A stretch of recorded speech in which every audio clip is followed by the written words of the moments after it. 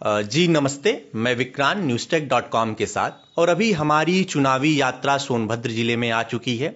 UP विधानसभा चुनाव के संदर्भ में हमारी टीम उत्तर प्रदेश के पूर्वांचल हिस्से के 10 जिलों में आगामी विधानसभा चुनाव के संदर्भ में अपनी रिपोर्ट तैयार कर रही है और स्थानीय मुद्दों पर आम जनता की क्या राय है और स्थानीय स्तर पर आम जनता की क्या जरूरतें हैं, ऐसे विषयों पर हमारी टीम काम कर रही है। अभी हम मौजूद हैं सोनभद्र में और हमारे साथ मौजूद हैं बसपा के नेता इंद्रदेव सिंह। इनसे हम समझने का प्रयास करेंगे कि यूपी, पूर्वांचल और सोनभद्र में बसपा की क्या राजनीति है, किन समीकरणों के आधार पर बसपा यहां चुनाव लड़ेगी। उससे पहले इंद्रदेव सिंह जी, हम ये समझना चाहेंगे कि सोनभद्र की राजनीति क्या है। जी, सोनभद्र आदिवासी जिला है। यहाँ 22% SC ST, 24% SC की आबादी है। ये सबसे पिछड़ा जिला माना जाता है। यह जिला 5 प्रदेशों का बॉर्डर है। तो ऐसी स्थिति में निश्चित तौर पर यहाँ गरीबी बहुत ज़्यादा है। यद्यपि फैक्ट्री बहुत हैं और कोयलरी भी यहाँ है इस जनपद में, लेकिन स्थानीय लोगों को रोजगार उन फैक्ट्रियों में नहीं मिला, बल्कि बाहरी लोग आकर के जो है कि उसमें नौकरी तथा ठेकेदारी का काम किए। इसलिए सोनभद्र इस मामले में बहुत उपेक्षित रहा है। तो निश्चित तौर पर यहाँ आबादी के वजह से ही उत्तर प्रदेश के विधानसभा में 403 में 4 विधानसभा, सोनभद्र में नए परिसीमन में जब 12 में नया परिसीमन लागू हुआ तो 4 विधानसभाएं बनी। उसके पहले यहाँ केवल 2.5 विधानसभा थी। रावर्ट्सगंज, दुद्धी और राजगढ़ विधानसभा का आधा हिस्सा सोनभद्र में था, आधा हिस्सा मिर्जापुर में था। अब जब परिसीमन के बाद 12 में पहला चुनाव हुआ तो 4 विधानसभा बनी, घोरावल, रावर्ट्सगंज, ओबरा, दुद्धी। उसमें 2 विधानसभा 403 में ST को दिया गया, जिसमें वो दोनों सोनभद्र में दिया गया, दुद्धी और ओबरा। रावर्ट्सगंज और घोरावल सामान्य सीट रही। लोकसभा के दृष्टि से रावर्ट्सगंज संसदीय क्षेत्र है जो SC के लिए रिजर्व है। 4 विधानसभा सोनभद्र की और 1 विधानसभा चंदौली की चकिया मिलाकर के रावर्ट्सगंज संसदीय सीट बनी। तो ये है सोनभद्र के राजनीतिक समीकरण। अब हम ये जानने का प्रयास करेंगे आपसे कि सोनभद्र में बसपा की क्या तैयारी है। बसपा बहन मायावती जी ने नारा दिया है सर्वजन हिताय सर्वजन सुखाय, और सोशल इंजीनियरिंग पर जो है हमारे पार्टी का काम चल रहा है। सोशल इंजीनियरिंग में सभी समाज को, जातियों को आपस में भाईचारा के साथ जोड़ना, उस पर हमारी पार्टी का काम चल रहा है।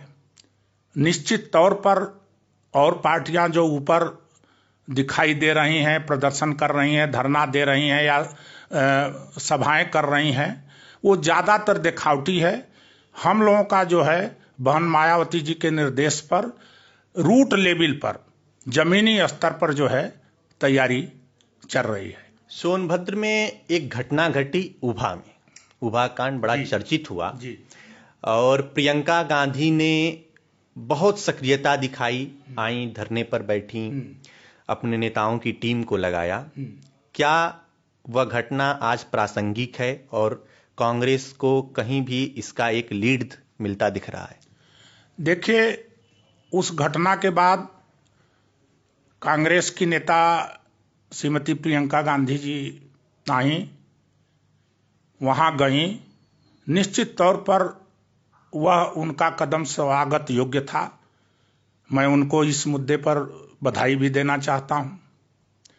लेकिन आपको ये मैं बताना चाहता हूं कि चूंकि जमीनी स्तर पर सोनभद्र में कांग्रेस इतनी कमजोर हो चुकी है कि उस घटना में उसमें आने के बाद भी कोई कांग्रेस का जो है कि ग्राफ ऊपर जाते हुए नहीं दिखाई देता। कोई उदाहरण?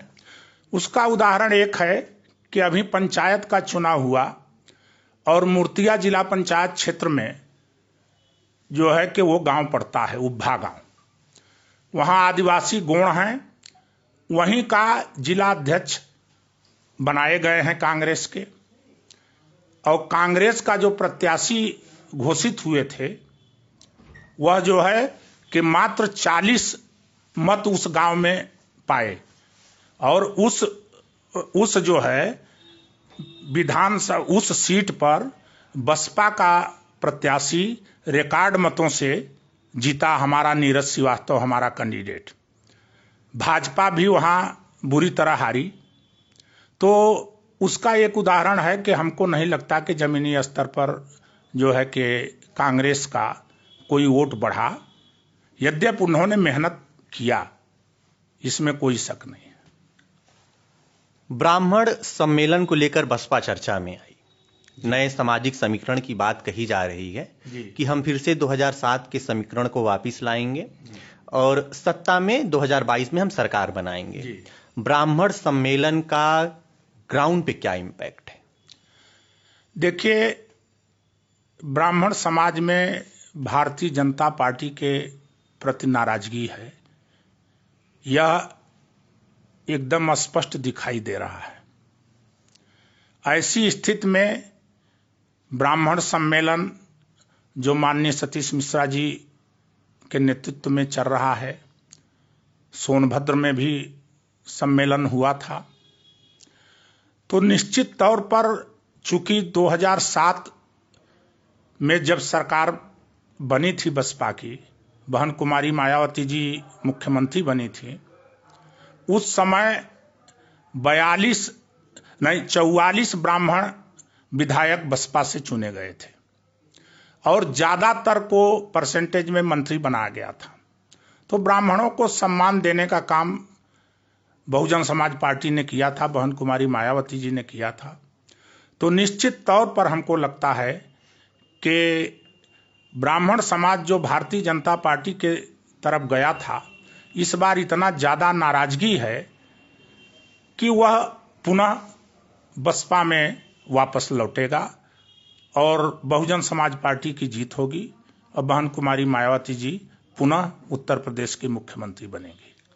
दलित मूवमेंट का एक नया चेहरा उत्तर प्रदेश में आया है, चंद्रशेखर जी, और युवाओं में बड़ा क्रेज देखा जाता है इस नाम का, खासकर जो दलित तबके के युवा हैं चंद्रशेखर को एक दलित मूवमेंट के हीरो के रूप में देखते हैं।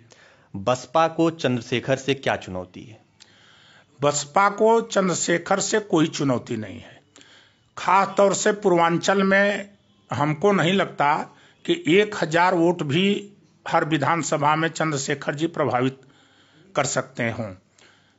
हम एक उदाहरण देना चाहते हैं कि यहाँ सोनभद्र में माले का, कम्युनिस्ट के माले का जब जुलूस निकलता था तो 5000 10,000 आदिवासी अनुसूचित की महिलाएं पुरुष झंडा लेकर के माले का चलती थी, लेकिन जब जब भी वोट पड़ा है तो 1000 1500 से ऊपर वो कभी मत नहीं पाए।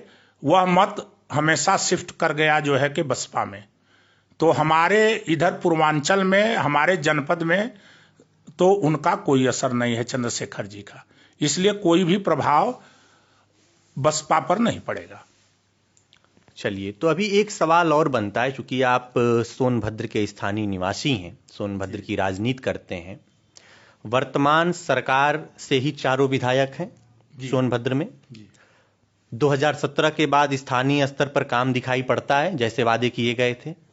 नहीं, काम नहीं दिखाई पड़ता, क्योंकि सबसे बड़ा मुद्दा था उस चुनाव में, चाहे 14 में जब केंद्र में भाजपा की सरकार बनी हो, तो सबसे बड़ा मुद्दा महंगाई और सेकेंडरी भ्रष्टाचार, काला धन का था।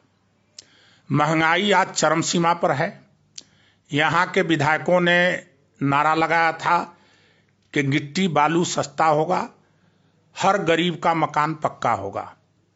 आज तक 3 महीना बाकी है 5 साल पूरा होने में, आज तक एक भी बालू की साइट जो है कि नहीं चालू हुई। छत्तीसगढ़, मध्य प्रदेश, झारखंड की बालू आकर के 1 लाख रुपया में एक गाड़ी बालू यहाँ सोनभद्र में बिकी है। तो इतना महंगाई आज तक कभी नहीं हुआ।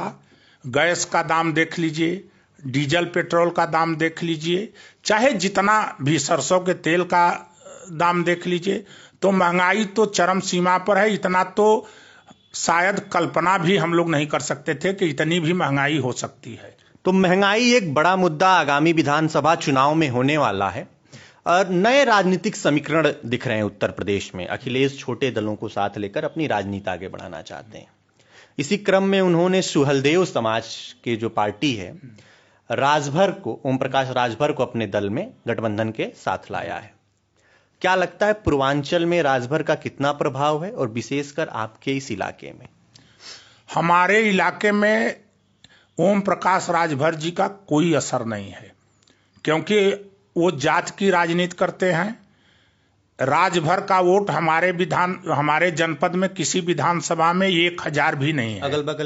अगल बगल हमारे कमिश्नरी में, मंडल में, भदोही, मिर्जापुर और सोनभद्र में एकदम नगण्य है।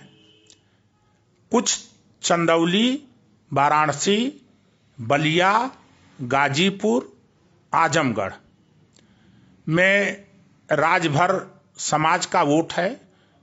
उसमें भी हमको लगता है कि ओम प्रकाश राजभर गौड़ हो गए हैं, क्योंकि उनकी भाषा शैली, उससे हमको जैसा महसूस होता है कि उनका समाज उनसे नाराज है।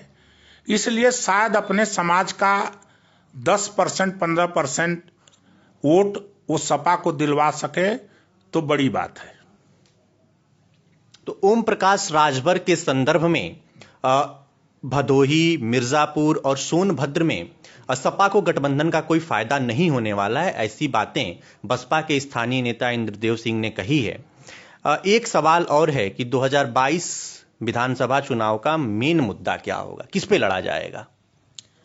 देखिए, हमको तो जो आज लग रहा है कि इस मुद्दे को 2 पार्टियां, खासतौर से भारतीय जनता पार्टी और समाजवादी पार्टी, दोनों हिंदू मुसलमान के मुद्दे के तरफ ले जा रहे हैं। और जो स्थितियां चल रही हैं वह जो है कि भारतीय जनता पार्टी तो हिंदू मुसलमान करके फायदा लेना ही चाहती है। उसमें स्वयं सपा के राष्ट्रीय अध्यक्ष भी सम्मिलित हो गए हैं, जिसमें कुछ बातें जो है कि मैं बताना चाहता हूं कि उधर क्यों ढकेल रहे हैं।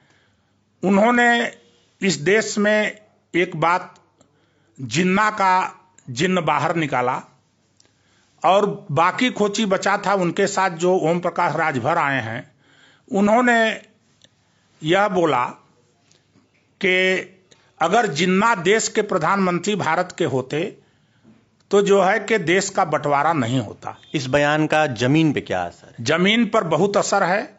और यह पार्टियां कुछ जो हिंदू मुसलमान करना चाहती हैं वो एकदम जमीनी स्तर पर जा करके यह बात बता रही हैं। तो निश्चित तौर पर यह देश इस बात को नहीं स्वीकार करेगा कि पंडित जवाहरलाल नेहरू, सरदार पटेल, ये लोग देश के प्रधानमंत्री न होते, जिन्ना होते तो देश का बंटवारा रुक जाता। जो देश को तोड़ने वाला व्यक्ति है उसको जो है कि इन्होंने कहा कि देश का बंटवारा ना होता, तो निश्चित तौर पर ये सब स्टेटमेंट जो है निश्चित तौर पर हिंदू मुसलमान करने की साजिश चल रही है। तो इससे जनता को सतर्क रहना चाहिए। लेकिन हमारी पार्टी सभी जातियों को लेकर के साथ चलने का प्रयास कर रही है और चल भी रही है। तो निश्चित तौर पर वो लोग कितना भी करें हिंदू मुसलमान, लेकिन इसका फायदा बहुजन समाज पार्टी को उत्तर प्रदेश में होगा। तो ये हमारे साथ बसपा नेता इंद्रदेव सिंह थे, जिन्होंने बड़े स्पष्ट शब्दों में बसपा की राजनीति पर चर्चा की, सोनभद्र की राजनीतिक स्थिति पर चर्चा की, पूर्वांचल की राजनीतिक स्थिति पर चर्चा की और कहीं ना कहीं आगामी विधानसभा चुनाव में उत्तर प्रदेश की राजनीति पर भी अपने विचार रखे हैं। हमारे सहयोगी अखिल पांडे के साथ मैं विक्रांत सिंह, newstech.com के लिए। जय हिंद, जय भारत।